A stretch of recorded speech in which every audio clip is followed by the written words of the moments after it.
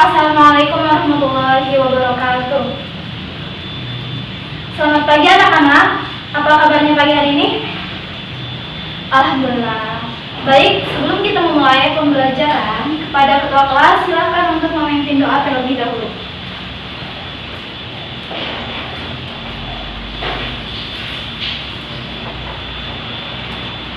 Rabbi shrah li sadri wa yassir li amri wahlul 'uqdatam min lisani yafqahu qawli. Oke, saya absen dulu.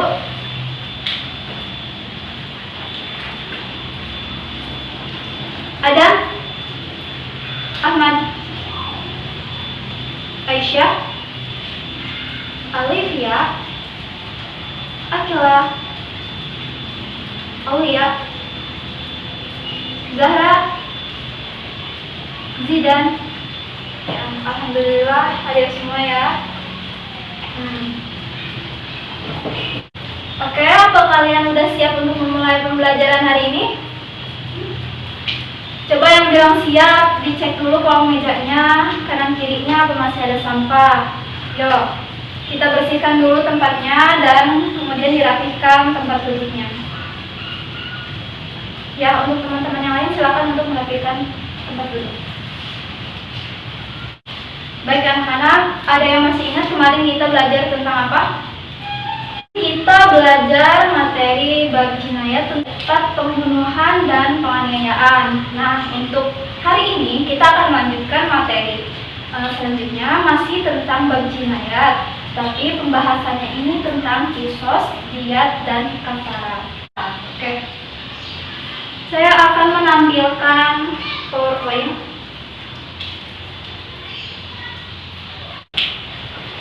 Ya, oke. Silakan kalian simak baik-baik karena saya akan menjelaskan materi di PowerPoint. Ya, anak-anak, sekali lagi perhatikan. Selama saya menjelaskan, tolong jangan ada yang mau ngobrol apalagi bercanda. Coba niatkan di hati kalian bahwa kalian kesini itu untuk beribadah, untuk menuntut ilmu. Karena ilmu itu akan diserap oleh orang yang memiliki niat yang ikhlas. Nah, dan saya harap itu ada di diri kalian semua. Siap ya? Oke. Bab jinayat.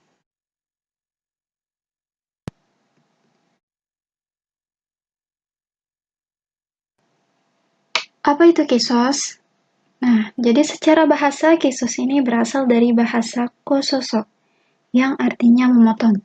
Sedangkan secara istilah, kisos adalah hukuman balasan yang seimbang bagi pelaku pembunuhan maupun perusakan atau penghilangan fungsi anggota tubuh orang lain yang dilakukan dengan sengaja. Lalu ada berapa macam sih kisos itu? Yang pertama, kisos pembunuhan, yang merupakan hukuman bagi pembunuhan.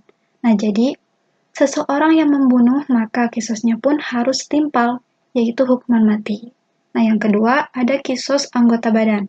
Kisos anggota badan ini merupakan hukuman bagi pelaku tindak pidana melukai atau merusak atau menghilangkan fungsi anggota badan, yang biasa kita sebut dengan kisos bagi orang yang melakukan penganiayaan.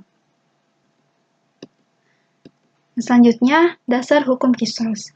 Dasar hukum kisos ini termaktub di dalam Dalil Al-Quran Surat Al-Ma'idah ayat 45. Ya, anak-anak, ada yang ingin membacakan dalil dari hukum kisos? Saya, Bu. Ya, dan silakan. Bismillahirrahmanirrahim. Wa katabna 'alaihim fiha anna an-nafsa bin-nafs wal 'ayna bil-'ayni wal anfa bil-anfi wal udhuna bil-udhuni was-sinna bis-sin wal juruha qisas faman tasaddaqa bihi fahuwa kaffaratul lah wa man lam yahkum bima anzalallahu faulaika humudz zalimun, yang artinya kami telah menetapkan bagi mereka di dalamnya Taurat bahwa nyawa dibalas dengan nyawa, mata dengan mata, hidung dengan hidung, telinga dengan telinga, gigi dengan gigi, dan luka-luka pun ada qisasnya, balasan yang sama. Barang siapa melepaskan hak qisasnya, maka itu menjadi penembus dosa baginya. Barang siapa tidak memutuskan perkara menurut apa yang diturunkan Allah, maka mereka itulah orang-orang zalim. Terima kasih Adam. Yang selanjutnya syarat-syarat kisos. Nah, jadi seseorang yang mendapatkan hukuman kisos ini tidak sembarangan ya. Misalkan kalian melihat bahwa ada seorang yang membunuh, lalu dikisos begitu saja. Nah, ini tidak seperti itu. Karena yang menetapkan kisos adalah pengadilan. Nah, syarat yang pertama, orang yang terbunuh terpelihara darahnya. Artinya, si korban pembunuhan ini orang yang benar-benar baik, bukan terpidana. Nah, kalau seseorang algojo yang menetapkan hukuman mati, maka dia tidak akan mendapatkan hukuman kisos karena memang tugasnya untuk membunuh atau menghilangkan nyawa terpidana. Syarat yang kedua, pembunuhan sudah balik dan berakal. Yang ketiga, pembunuhan bukan bapak atau orang tua dari terbunuh. Jadi kalau ada seorang ayah yang membunuh anak kandungnya, maka si ayah itu tidak akan mendapat hukuman kisos, tetapi wajib membayar denda berat atau diat mughalazoh dan membayar kafarah. Keempat, orang yang dibunuh sama derajatnya dengan orang yang membunuh. Misalnya, orang merdeka dengan orang merdeka, budak dengan budak. Nah, tetapi karena zaman sekarang tidak ada perbudakan, maka semua orang dianggap sama derajatnya. Dan yang terakhir, kisos dilakukan dalam hal yang sama, jiwa dengan jiwa, mata dengan mata, dan lain sebagainya. Nah, kalau ini sudah jelas ya. Jadi kalau misalkan seseorang melakukan penganiayaan dengan menghilangkan fungsi tangan misalkan orang lain, tetapi ketika dikisos pelaku tersebut malah dihilangkan fungsi kakinya. Nah, ini tidak boleh. Jadi, yang benar adalah yang harus senilai. Misalnya tangan dengan tangan, kaki dengan kaki, dan lain sebagainya. Nah, dan yang terakhir, hikmah kisos. Yang pertama, dapat dijadikan suatu pelajaran bahwa keadilan harus ditegakkan. Kedua, dapat memelihara keamanan dan ketertiban. Dan yang terakhir, dapat mencegah pertentangan dan permusuhan yang mengundang terjadinya pertumpahan. Pembahasan yang kedua, yaitu diat. Apa itu diat? Ya anak-anak, jadi secara bahasa, diat berarti denda atau ganti rugi pembunuhan. Sedangkan secara istilah, diat merupakan sejumlah harta yang wajib diberikan karena tindakan pidana jinayat kepada korban kejahatan, atau walinya, atau kepada pihak terbunuh atau teraniaya. Lalu apa sebab-sebab diat? Yang pertama, pembunuhan sengaja yang pelakunya dimaafkan pihak terbunuh, keluarga korban. Yang kedua, pembunuhan seperti sengaja. Ketiga, pembunuhan tersalah. Nah, untuk sebab yang kedua dan ketiga ini sudah saya jelaskan di minggu kemarin. Nah, yang keempat, pembunuh lari akan tetapi identitasnya sudah diketahui secara jelas. Jadi, misalkan pembunuh yang melarikan diri ini tetapi identitas atau latar belakangnya sudah diketahui, maka ia wajib membayar diat. Nah, jadi dari sini timbul pertanyaan, bagaimana cara membayar diat sedangkan ia sudah melarikan diri? Ya kan? Jadi yang membayar diat adalah keluarga pelaku. Nah, dan yang terakhir, kisos sulit dilaksanakan. Nah, ini dalam hal penganiayaan. Jadi, ketika sulit ditetapkan ukuran penganiayaan, sedalam apa lukanya, maka daripada melakukan kisos dan susah untuk dilakukan, jadi lebih baik dia membayar diat saja. Kemudian ada macam-macam diat. Yang pertama, diat mughalazoh atau denda berat. Denda beratnya ini berupa apa? Jadi, dia harus membayar 100 ekor unta, yaitu 30 hikoh unta betina 3-4 tahun, 30 jaza'ah atau unta betina yang berusia 4-5 tahun, dan 40 khilfah, unta yang sedang hamil. Nah, yang wajib membayarkan diat mughalazoh ini yang pertama, pelaku tindak pidana pembunuhan sengaja yang dimaafkan oleh keluarga korban. Nah, jadi keluarga korban ini memutuskan untuk memaafkan si pelaku yang sudah membunuh korban dengan sengaja. Nah, maka si pelaku ini wajib membayar denda berat secara tunai. Yang kedua, pelaku pembunuhan seperti sengaja. Pembunuhan semacam ini dilakukan seseorang tanpa ada niat membunuh. Nah, contohnya, ketika si A memukul temannya alias si B dengan menggunakan sebuah pulpen, kemudian si B meninggal dunia, maka itu adalah pembunuhan seperti sengaja. Untuk pembunuhan seperti ini, dia wajib membayar denda, tetapi boleh diangsur selama 3 tahun. Ya, yang selanjutnya ada pelaku pembunuhan di tanah haram. Maksudnya, orang yang membunuh di Mekah atau di Madinah. Dan yang terakhir, pelaku pembunuhan oleh mahram, seperti ayah membunuh anaknya, atau suami membunuh istrinya, dan bisa juga adik membunuh kakaknya. Nah, jadi hukumnya wajib membayar denda. Ya, yang kedua, diat mukhafafah atau denda ringan. Ya, anak-anak, jadi diat mukhafafah ini dalam membayar dendanya sama saja dengan diat mughaladah, yaitu 100 ekor unta. Hanya saja yang membedakan jenis dan ukuran untanya. Jadi, kalau untuk diat mukhafafah, 100 ekor unta ini terdiri dari 20 unta hikoh, yaitu unta betina berumur 3-4 tahun, 20 unta jazaah, yaitu unta betina berumur 4-5 tahun, 20 unta binta makhod, yaitu unta betina lebih dari 1 tahun, 20 unta binta labun, yaitu unta betina berumur lebih dari 2 tahun, dan 20 unta ibna labun, yaitu unta jantan yang berumur lebih dari 2 tahun. Kemudian yang wajib membayarkan diat mukhafafah ini, yang pertama, ada pelaku pembunuhan tersalah. Jadi, contohnya, ketika seseorang naik kendaraan, lalu tiba-tiba ada anak kecil lewat di depannya. Nah, tetapi ia tidak sempat menginjak rem, sehingga tertabraklah anak kecil itu, kemudian meninggal dunia.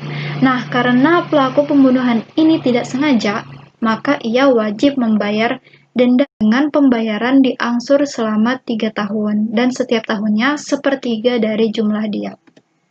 Nah, yang terakhir, pelaku tindak pidana yang berupa mencederai anggota tubuh atau menghilangkan fungsinya yang dimaafkan oleh korban atau keluarganya. Ya, yang selanjutnya, diat karena kejahatan melukai atau memotong anggota badan. Yang pertama, wajib membayar 1 diat penuh berupa 100 ekor unta apabila seseorang menghilangkan anggota badan tunggal atau sepasang anggota badan. Nah, jadi anggota badan tunggal ini seperti hidung atau lidah. Sedangkan kalau sepasang anggota badan, misalkan seseorang yang menghilangkan sepasang mata, sepasang tangan, sepasang kaki, dan lain sebagainya. Yang kedua, wajib membayar setengah diat berupa 50 ekor unta jika seseorang memotong salah satu anggota badan yang berpasangan. Contohnya, orang yang memotong 1 tangan seseorang atau 1 kaki seseorang itu, dan sebagainya. Nah, yang selanjutnya, wajib membayar sepertiga diat apabila melukai anggota badan sampai organ dalam. Semisal, orang yang melukai kepala sampai otak orang lain, nah, itu wajib membayar sepertiga diat. Nah, yang keempat, wajib membayar 15 ekor unta jika seseorang melukai orang lain, hingga menyebabkan kulit yang ada di atas tulang terkelupas.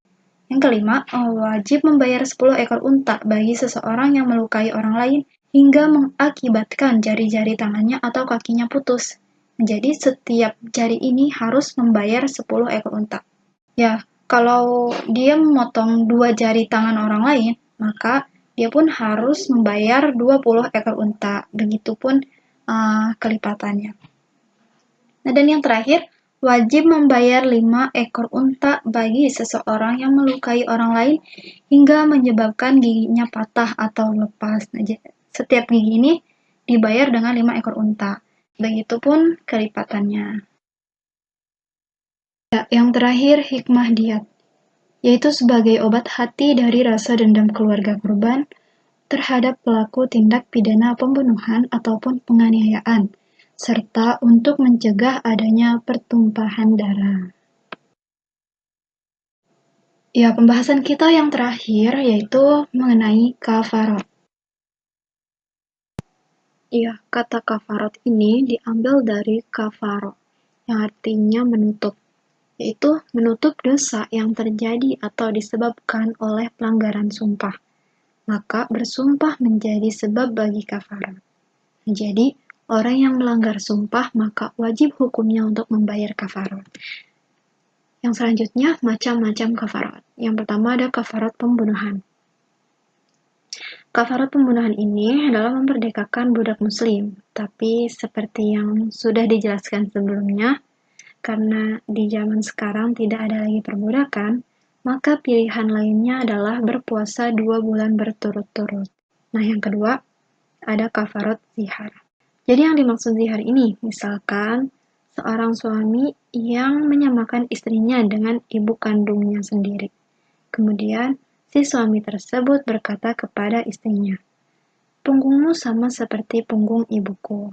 Nah, jadi kafarat seorang suami yang menzihar istrinya ini adalah memerdekakan hamba sahaya. Namun jika ia tidak mampu, maka beralih pada pilihan kedua, yaitu berpuasa 2 bulan berturut-turut. Tetapi nih, kalau misalkan dia tidak mampu juga, maka dia harus memberikan makan 60 fakir miskin. Nah, yang ketiga ada kafarot melakukan hubungan biologis di siang hari pada bulan Ramadan. Nah, ini berlaku bagi pasangan suami istri. Jadi kalau suami istri ini melakukan hubungan badan di siang hari pada bulan Ramadan, maka mereka harus membayar sama seperti kafarat zihar, tetapi ditambah kodok sebanyak jumlah hari mereka melakukan hubungan biologis di siang hari pada bulan Ramadan. Nah, yang keempat, kafarat karena melanggar sumpah.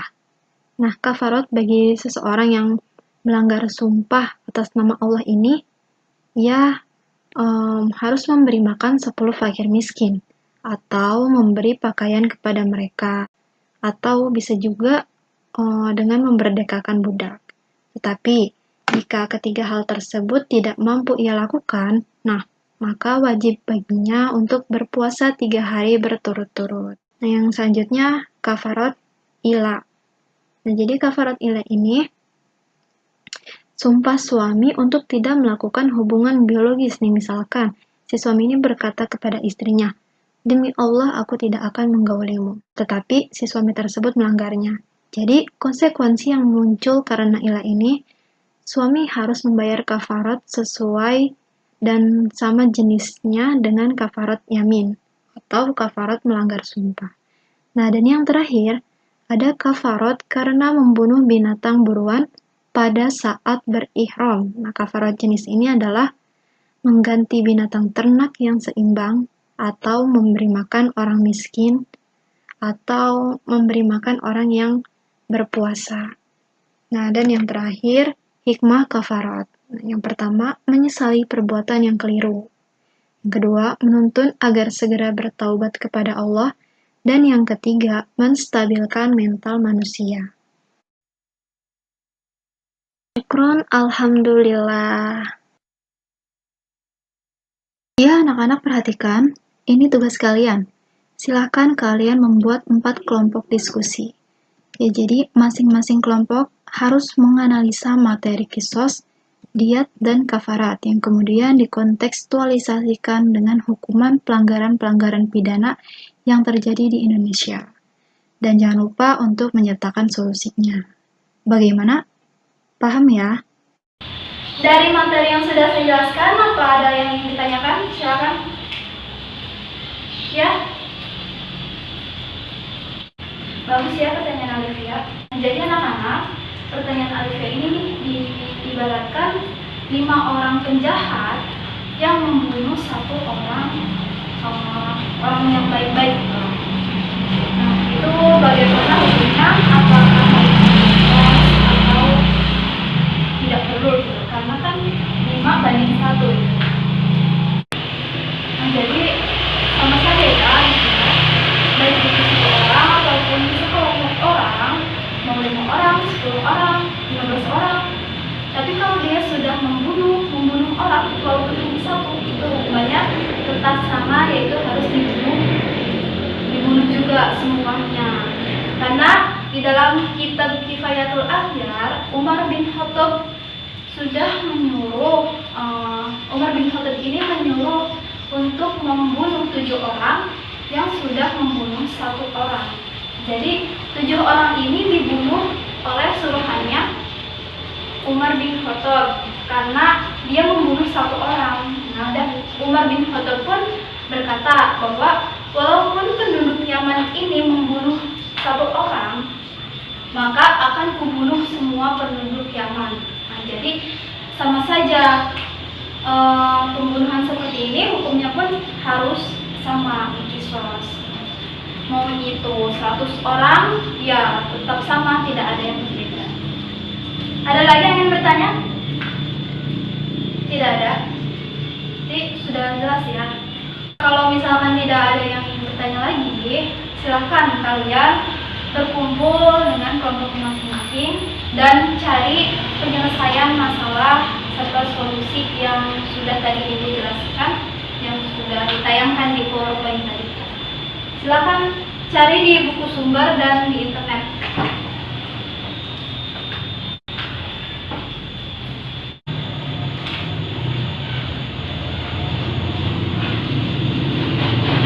Ya anak-anak, waktunya sudah cukup.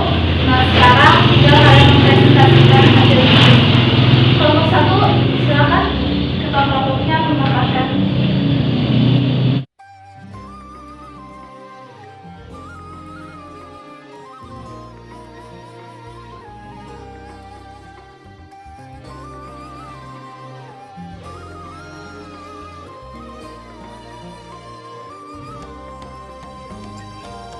بتعقد ليه في حياتك وبتحزن وتتأثر لو كنت ناسي تذكر سيرتنا بينا وفكر اسمع كلام وتفاءل بشر ولا تنفر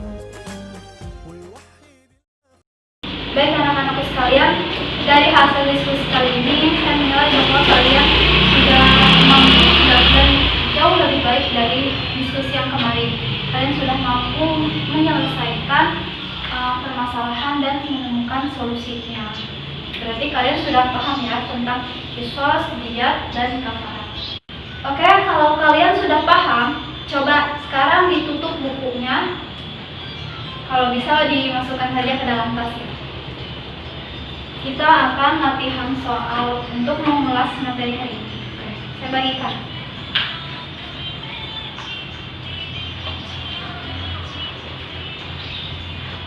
Silakan dikerjakan waktunya 15 menit dari sekarang.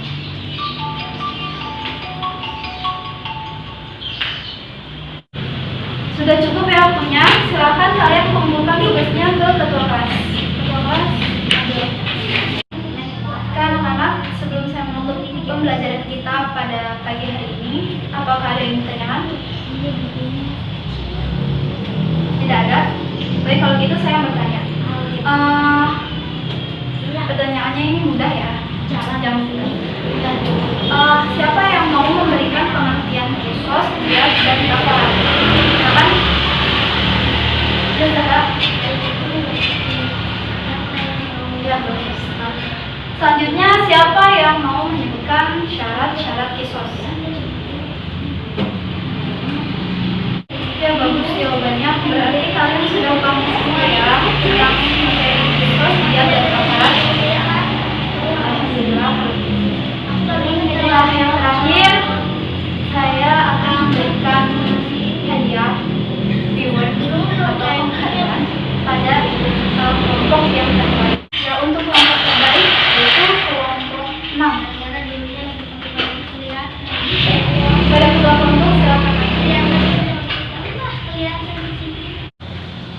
Ya, sekali lagi mari kita sama-sama beri tepuk tangan yang meriah untuk kita semua. Ya, alhamdulillah mungkin cukup di sini pembelajaran kita pada pagi hari ini.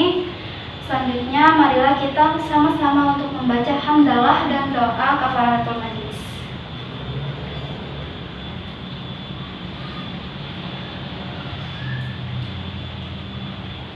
Alhamdulillah.